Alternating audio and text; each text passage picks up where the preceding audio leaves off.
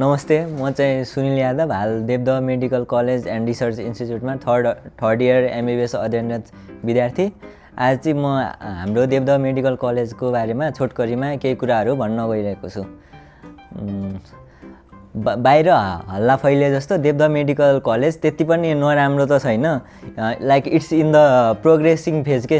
हरेक कुराहरू राम्रो हुँदै गइरहेछ बिस्तारै।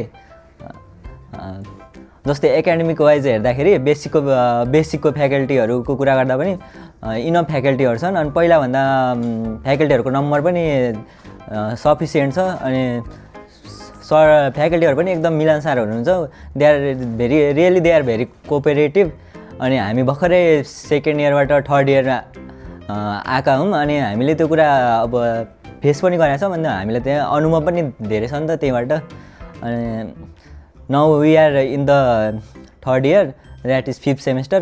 र यसो क्लिनिकलको पनि अब फ्याकल्टीहरूसँग बल्ल बल्ल इन्ट्रेक्सन हुँदैछ हाम्रो।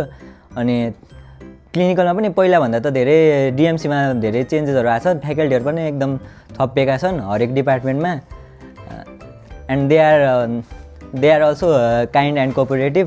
हाम्रो चाहिँ अब पोस्टिङ पनि हुन्छ दिनदिनै, अनि हामी चाहिँ पोस्टिङ पनि हुन्छ त एकदम इफेक्टिभ नै भइरहेछ। अनि अब पेसेन्ट फ्लोको बाहिर चाहिँ के हल्ला छ भने डिएमसीमा पेसेन्ट फ्लो एकदम कम छ, त्यस्तो चाहिँ होइन। जति चाहिन्छ एमबिबिएसको लागि, अब एमबिबिएसमै हामीले सबै कुरा गर्ने होइन, जस्ट हामी केस हेर्ने हो, त्यति चाहिँ अहिले डिएमसीमा सफिसियन्ट नै छ। त्यस्तो एकदमै कम छ, आत्तिनु पर्दैन है। जति चाहिन्छ एमबिबिएसको लागि त्यति चाहिँ छ। अब पेसेन्ट हामीले हेर्ने भनेको थर्ड इयरदेखि अब पोस्टिङहरूमा चाहिन्छ। अनि अब आउने ब्याचहरूलाई त 2 वर्षमा त झन् एकदम धेरै हुन्छ। अहिले पनि सफिसियन्ट छ। हामी फर्स्ट इयरमा आउँदा र अहिले आउँदा डिएमसीमा धेरै चेन्जेसहरू भइसकेका छन्। अब इन्फ्रास्ट्रक्चर वाइज हेर्दा पनि चेन्जेसहरू त भइरहेछन्, कामहरू भइरहेछन्। फ्याकल्टी वाइज हेर्दा पनि पहिलाभन्दा फ्याकल्टीहरूको नम्बर पनि धेरै छन्। अनि एकाडेमिक वाइज हेर्दा डिएमसीको रिजल्ट पनि बिस्तारै राम्रो हुँदै गइरहेछ, पहिलाभन्दा रिजल्ट पनि राम्रो हुँदै गइरहेछ। अब यसो डिएमसी भर्खरै अब फर्स्ट म्याचिङको स्कलरसिपको रिजल्ट पनि 2 दिन अगाडि आउट भयो।